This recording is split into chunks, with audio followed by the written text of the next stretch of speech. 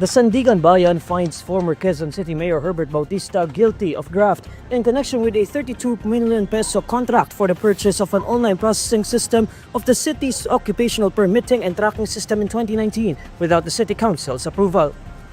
Based on the decision released by the Sandigan Bayan Special 7th Division on Monday, January 20, Bautista and former City Administrator Aldrin Cunha were found guilty of violation of Section 3E of Republic Act No. 3019 or the Anti-Graft and Corrupt Practices Act. Both are sentenced to a term of imprisonment of 6 years and 1 month to 10 years each.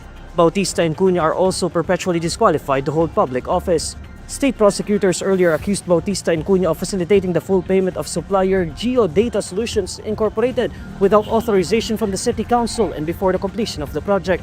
In March last year, Sandigan Bayan denied Bautista's motion for leave to file demurrer to evidence, saying that sufficiency of evidence is inevitably found. Citing Bautista's motion, the resolution revealed that the former mayor invoked the Arias Doctrine, arguing that any irregularities cannot be attributed to him since he was not a Bids and Awards Committee member. Under the Arias principle, a superior cannot be held liable for an offense committed by his or her subordinate without evidence. In 2023, Bautista denied being part of any conspiracy to commit graft, saying that the purported conspiracy could not be proven with the fact that he entered into a contract. President Bong Marcus guarantees that he will not let Senate Bill No. 1979, otherwise known as the Prevention of Adolescent Pregnancy Act of 2023, pass as a law. In an ambush interview on Monday, January 20, Marcus says he read in detail Senate Bill No. 1979 over the weekend and was shocked and appalled by some of the details of the proposed law. The president describes some of the supposed provisions in the measure as ridiculous and abhorrent. You will teach four-year-olds how to masturbate. That every child has the right to try different sexualities. This is ridiculous. It is abhorrent. It is a travesty of what sexual and sex education should be to the children. What about the parents? Wala na silang karapatan na silang mag-decide kung ano at kailan tuturuan yung bata. I'm a parent and I'm a grandparent.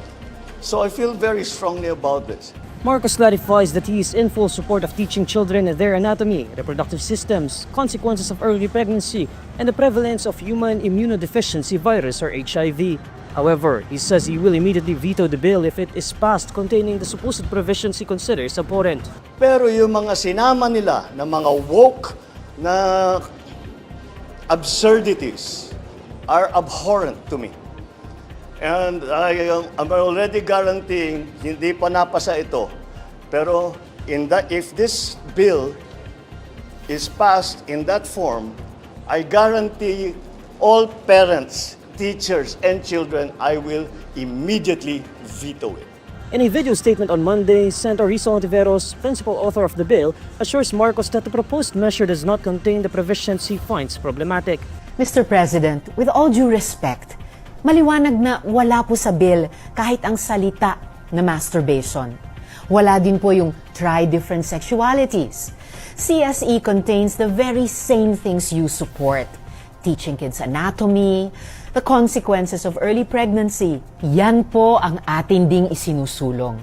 I am willing to accept amendments to refine the bill so we can steer it to passage. The National Coalition for the Family and the Constitution's Project Balisay earlier released an online petition seeking to junk Senate Bill No. 1979, claiming that the legislation poses a significant threat to the country's societal, moral, and spiritual foundations. Through the appeal, the group is enjoining the public to express their strong opposition to the implementation of the Comprehensive Sexuality Education Program, which they believe may normalize child sex or desensitize children to sexual themes. Project Dalisay also claims the measure may promote acceptance or exploration of diverse sexual orientations. Senate Bill No. 1979 aims to provide adolescents with sexual and reproductive health information and services in order to prevent early and unintended pregnancies. President Bong Marcus is encouraging Telsa Incorporated to manufacture electric vehicles in the country as he believes it will align with the efforts to adopt a sustainable transport system and reduce carbon emissions. Speaking at the launch of Tesla Center Philippines at the Bonifacio Global City in Taguig City on Monday, January 20, Marcus thanks the multinational automotive and clean energy company for investing in the Philippines. Tesla's decision to invest in the Philippines is a recognition of our nation's potential. underpinned by forward-thinking policies and a collective determination to innovate. With plans to expand further, Tesla is building a generation of Filipinos equipped to lead in the global shift towards sustainable technologies such as these. It is our fervent hope that Tesla might one day choose to manufacture its vehicles in the Philippines. In the ceremony, Marcos visited the newly completed 1,900 square meter Tesla Center, which features a showroom, service and delivery center, headquarters, main office, and charging stations for electric vehicles. He also inspected the two initial vehicle offerings at the center, the Model Y and the Model 3. Other countries in Southeast Asia with Tesla centers are Singapore, Malaysia, and Thailand. The National Bureau of Investigation, together with armed forces of the Philippines, have arrested a Chinese citizen allegedly involved in espionage activities targeting military, police installations, and critical Philippine infrastructure. According to the NBI, the Chinese national who was arrested on Friday, January 17, was identified as Deng Yuanqing, a technical software engineer connected with the People's Liberation Army. NBI Director Jaime Santiago says Deng studied at the People's Liberation Army-controlled University of Science and Technology in Nanjing, Jiangsu, China. He adds that Deng specializes in control engineering and automation systems. Also arrested are Deng's Filipino cohorts, Ronel Jojo Balundo Besa and Jason Amado Fernandez. Authorities say they used a vehicle equipped with advanced espionage devices, including tools for data collection and transmission. Among the equipment authorities recovered is a global navigation satellite system, real-time kinematic, which is capable of generating 3D images of target structures. NBI Cybercrime Division Head Attorney Jeremy Lotok says these devices were used to survey critical infrastructure such as military camps, local government unit offices, power plants, police camps, and even shopping malls. He explains that authorities believe the data collected by Deng were transmitted in real time to an operator outside the country, that they are facing complaints for espionage in relation to Cybercrime Prevention Act of 2012. Former Chief Presidential Legal Counsel Salvador Panelo says former President Rodrigo Duterte was only stating a legal opinion based on Davao City 3rd District Representative Isidro Ungab's claims that the 2025 General Appropriations Act was signed despite irregularities. In a statement on Monday, January 20, Panelo defends Duterte after President Bong Marcus said the former chief executive was lying for claiming that the 2025 General Appropriations Act contained blank items.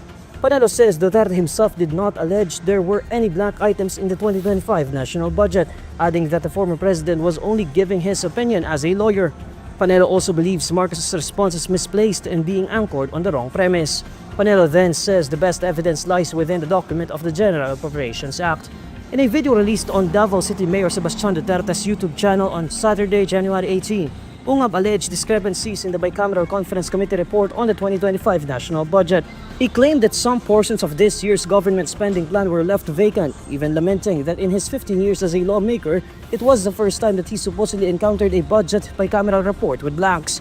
Following Ungab's statements, Duterte said that if such is the case, the 2025 GAA is not a valid legislation due to its incomplete details.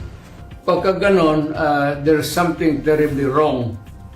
And as a matter of fact, I would say, kung may mga blanco yan lumusot, that is not a valid legislation. Kung nasa batas na yan, lumabas na yan ng blanco-blanco, either it could be filled up before or after so Congress. It's not only inaccurate, but I think the budget is in totality invalid. Executive Secretary Lucas Bersamin earlier Monday strongly denied that Marcos signed the 6.3 trillion peso national budget for 2025 with empty portions. He called the allegations outrightly malicious and fake news and must be condemned as criminal.